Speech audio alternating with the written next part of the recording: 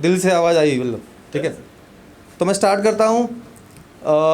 मेरी बातों को बहुत ध्यान से सुनोगे तो उसके अंदर से बहुत चीज़ें आएंगी। मैं शायरी वायरी नहीं करता हूँ, शायरी करता हूँ हल्की फुल्की, लेकिन मेरा कंटेंट वो है जिस पे आप सुनोगे, जितना सुनोगे उतना समझ में आएगा।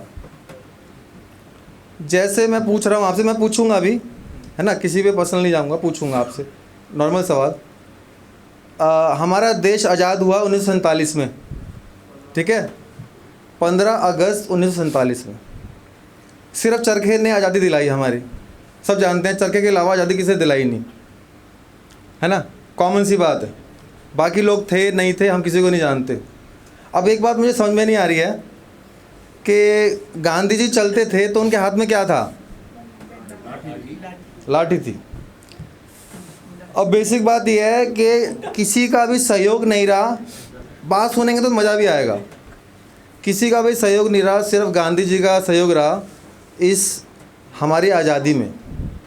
एक्चुअली आप सबका कहना है कि गांधी जी एक लठ से चलते थे। जो भी बात से वो चलते कैसे थे? चलते लाठी चलते, लाठी से, लाठी की बात हो रही है, हाँ।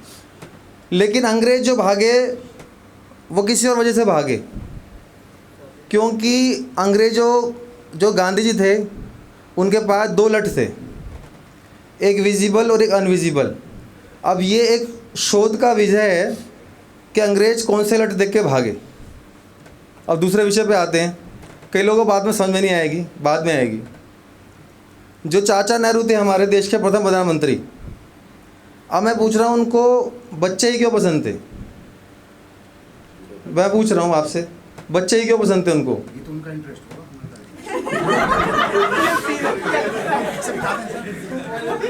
तो ये कैसा इंटरेस्ट था जो सिर्फ बच्चों के लिए था? नहीं, उनके बच्चे कम थे, एक बेटा और था ही नहीं कोई बेटा। नहीं, वो एक अलग है, वो एक अलग, वो आप ठीक कह रहे हैं। लेकिन एक सेंसेस हो गए, सोचेंगे जैसे जो न्यू जनरेशन है ना, जो बैठी हुई है जैसे, तो उन्हें बच्चे ही पसंद थे और वो भी दूसरों के बच्चे पसंद थे। आप समझ सकते हैं ऐसा क्यों था? समझ गए ना मेरी बात को आप? ठीक है। अब जैसे बातें हो रही है यहाँ पर, वो भाई साहब एक बैठे थे, उनको नींद भी आ रही है यहाँ पे, क्योंकि यहाँ पर आना और 2 घंटे बैठना और शायरों की दिल जली बातों को सुनना, इसके लिए भी कलेजा चाहिए, कलेजा।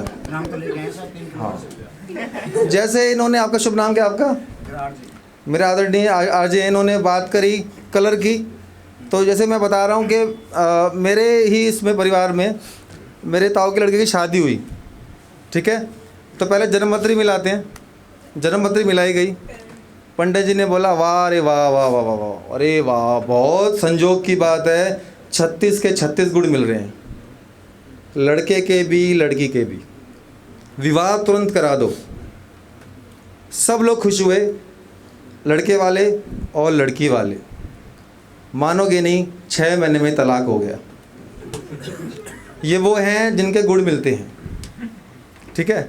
अब बात चल रही थी जैसे गर्लफ्रेंड की, अभी जो बहुत लोगों ने मतलब अलग अलग तरीक़ों से, मुझे उर्दू भी नहीं आती है लेकिन बहुत डीपेस्ट में जाके बात करी, शायरी की, महबूबा की, है ना, बिछड़ने की उसकी। ये वही लोग कर सकते हैं जिनकी गर्लफ्रेंड ना हो एक, या जिनकी बीवी घर में सुनती ना हो। पर ये तो शादी ना हुई अभी तक। नहीं, 2 ऑप्शन दिए मैंने, आपने सुना नहीं मेरी बात को। मैं 2 ऑप्शन दे रहा हूँ, जिनकी शादी नहीं हुई है वो, या जिनकी शादी हो चुकी है वो। जब बीवी उनकी सुनती नहीं है तो फिर क्या प्लेटफॉर्म हमारा यही होता है, प्लेटफॉर्म यहाँ के आके थोड़ा एंटरटेनमेंट करना। डीपेस्ट बात है, मैंने कहा था ना, मेरी बात को समझेंगे कुछ लोग, सेंस ऑफ ह्यूमर वाली बात होती है, ठीक है। अब जैसे बात हो रही है शराब की, बहुत अच्छा बोला इन्होंने, मेरे से ज़्यादा वो है मतलब शायरी में। तो शराब का कॉन्सेप्ट ये है कि हम किसी दोस्त को फ़ोन करते हैं कभी भी, अगर गलती से ये कह देते हैं कि चल भाई आ जा, शाम का प्रोग्राम है आज दारू का, तो एक दोस्त को बुलाएंगे तो 5 आ जाते हैं। एक कॉमन सी बात है, 5 आ जाएंगे।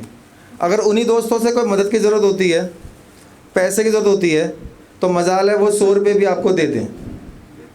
ये एक कॉमन सी बात है। अब एक बात पे आ रहा हूँ, शराब। जब शराब का जिक्र हुआ तो कभी लोग बैठते हैं इकट्ठे होते हैं। अब क्या हुआ कि शाम का प्रोग्राम बन गया, 4 दोस्त इकट्ठे हो गए। अब क्या होता है, शराब उनमें से मान लो एक मेरा सीनियर है, ये समझ लो मेरे रिपोर्टिंग मैनेजर हैं, एग्जांपल दे रहा हूँ जो होता है। बाकी 3 मेरे दोस्त हैं, हमने प्रोग्राम बनाया और शराब वराब आ गई, हमने शुरू कर दी। अब धीरे धीरे जैसे हम शराब पीना शुरू करते हैं तो धीरे धीरे क्या होता है कि हमारे अंदर से ना या तो दबी हुई बातें या हम बोल नहीं पाए वो चीज़ें निकल के आ जाती हैं। अब मैं पी रहा हूँ, अब मुझे नहीं पता कि मेरा जो बॉस है वो भी मेरे साथ पी रहा है।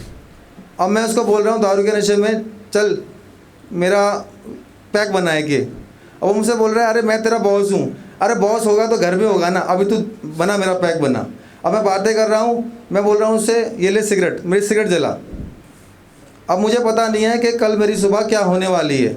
अब बॉस मेरे को देख रहा है और पीछे बोल भी रहा है, अरे मैं तेरा बॉस हूँ। अरे होगा बॉस, घर पे होगा ना बॉस, चल पैक बना फटाफट। फिर मैं उसको गालियाँ निकालने शुरू कर रहा हूँ, 1 गाली 2 गाली 3 गाली, मैं निकालता जा रहा हूँ गालियाँ उसको। और फिर अगले दिन जब मैंने उसको 1 दिन पहले बहुत बुरा बोला, भला बुरा बोला, गालियाँ दी, और सुबह पता लगा कि मेरा KRA सबसे ख़राब है, मेरा नाइट शिफ्ट लगा दी गई है, ठीक है, मेरी सारी लीव कैंसिल कर दी गई है। इसलिए कभी भी शराब पियो तो सीनियर के साथ कभी मत पियो शराब। शराब पीने के लिए एक वो चाहिए, अगर आप अपने साथ में सीनियर के साथ दारू पीते हो तो कभी भी आपका भला नहीं हो सकता। मैं तो जूनियर को बुला के पीता हूँ। आप जूनियर को पिला के पीते हैं तो आपका भला हुआ नहीं हुआ भला? मेरा पूरा होता है। क्या क्या भला हुआ आपका? जूनियर मेरे कहने से सारा काम करते हैं। अच्छा आप टल्ली रहते हैं फिर। जूनियर होते हैं ना, वो हाँ काम करते हैं। देखो, इनका भी कॉन्सेप्ट बहुत ही अलग था, कलर का कॉन्सेप्ट था, ठीक है। और बाकी जितने भी लोग आए हैं उनको मैं थैंक यू बोलूँगा, सुन रहा हूँ बहुत अच्छा लग रहा है। बाकी अलग अलग कंटेंट लेके आता हूँ, आज सुन रहा हूँ आप बहुत अच्छा बोल रहे हैं, सब अपने अपनी शायरी कर रहे हैं, है ना। नेक्स्ट में फिर कुछ और करेंगे, इसलिए थैंक यू, धन्यवाद, थैंक यू।